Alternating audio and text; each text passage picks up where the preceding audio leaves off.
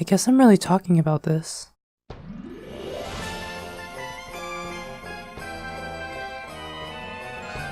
As one of the first games I've ever laid eyes on, this carousel-like title screen alone defines why I got into video games in the first place. This is Mario Party 4, a game I hold very dear to my heart.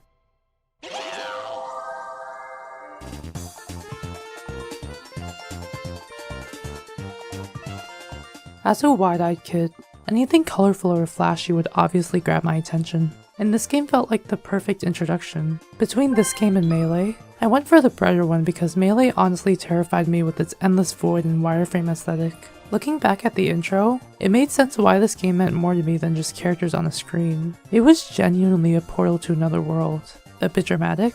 Yes, but hear me out. Just look at how this party game starts.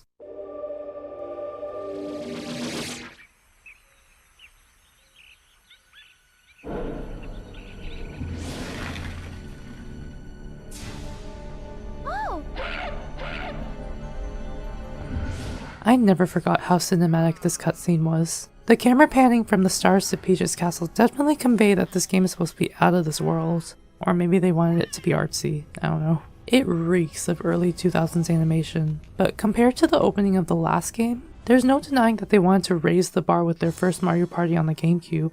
Well, what's so special about a Mario spin-off? You literally just roll a dice, play shallow minigames, and then rinse and repeat until you win some arbitrary reward. I mean, you're not wrong? I know that a board game can only be so engaging, but I don't think it's trying to be all that groundbreaking. It's difficult to explain why this one game is so special to me. I'm pretty sure only a few people will understand what I'm talking about, but I'm gushing about this game anyway. I knew it was just a digital board game from day one, except the whole atmosphere immersed me into its little universe, to the point where I forgot the actual mechanics of Mario Party were even there. I firmly believe that little details are important for games to be memorable. I'm well aware that Mario Party isn't deep at all, but honestly, this game means more to me than a lot of the more popular Mario games out there. Just saying. Personally, I take in everything from a game, from the general aesthetic to all the tiny sound effects, but I especially take in the soundtrack. We need to talk about that music. Half of the reason why I love games so much is because of their specific soundtrack.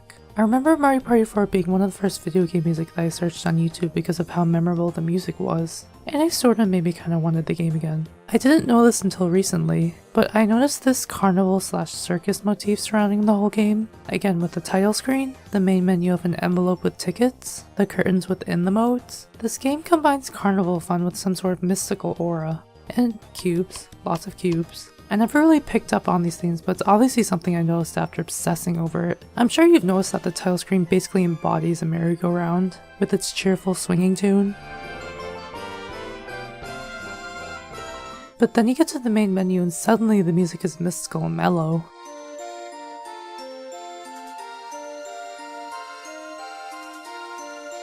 Not what I expected, but still beautiful. The rest of the soundtrack made me feel emotions like tension, urgency, and just plain old fun. Party games are usually blindingly lighthearted and goofy. Maybe it's just me, but a lot of this game's music evokes a bit of a deeper emotion behind the seemingly cheerful tone. When you choose party mode, the most frequent one, instead of being the usual peppy carnival sound, it's actually more subdued than you would expect.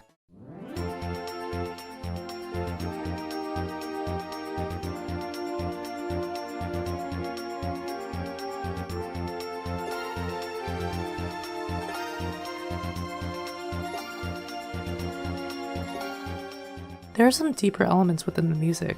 Take, for example, Toad's Midway Madness. This is supposed to be the standard introductory board, and visually, it fits right into the carnival theme. The music is deceptively cheery, as you would expect.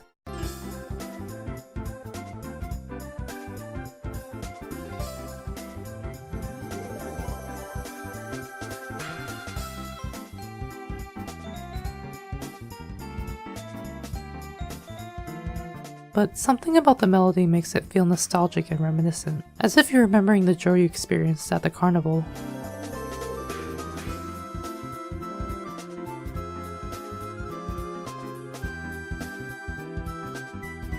This song really stood out to me as the years passed. Listen, I know nothing about music theory, but if I can go on about how these tracks make me feel, then the composer did the soundtrack right. These minigames will always reserve a special place in my heart. Show me a screenshot of any of the minigames and I will know exactly which one's from Mario Party 4. I don't think anyone's gonna question me there. But regardless, these minigames are so iconic in my eyes. These little distractions from the board game actually had me more engaged because as a child, I didn't care about the backstory of Bowser. I just wanted to play Book Squirm for the 30th time. I could say that all the minigames are my favorites, but I'm sure you wouldn't want to hear me gush about 60 minigames, so I'll spare you about 50 of them, for now. Book Squirm is the best minigame, hands down. It's quite literally survival of the fittest, trying to fit through the holes of the pages as it gradually speeds up. Then there's Dungeon Duos. It's basically a button masher, but with a teammate. It's chaotic fun. Domination is another button masher that's just satisfying to watch. Fruits of Doom is hilarious because your currency is at stake, yet you have to figure out what fruit Bowser wants after listing 20 in like 3 seconds. And if you fail...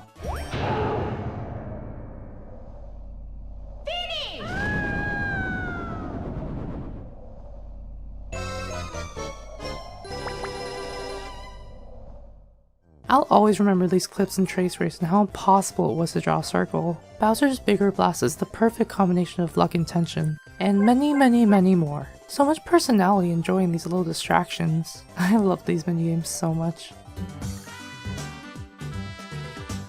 This game also taught me all the gaming lessons such as how unfair RNG is, how to unnecessarily be good at that one thing, how to be emotionally attached to a certain character, how to hold a grudge against a certain character, how to gain an unfair advantage, how stupid AI can be, etc. So many little quirks just add so much personality to the game. The genie, which I'm gonna have the video explain itself.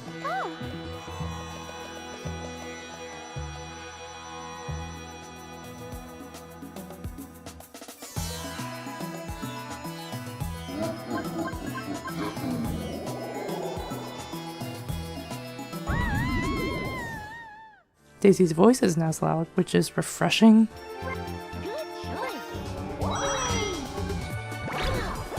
I like how being giant squashes the teacups. The way they say "new record" is always funny to me. I like how the actual structure of the board is blatantly laid out with the set dressing underneath. This is the only Mario Party that has this style, for better or for worse. I've just gotten used to it. I like how the music suddenly stops for a second when going into the shop or the lottery.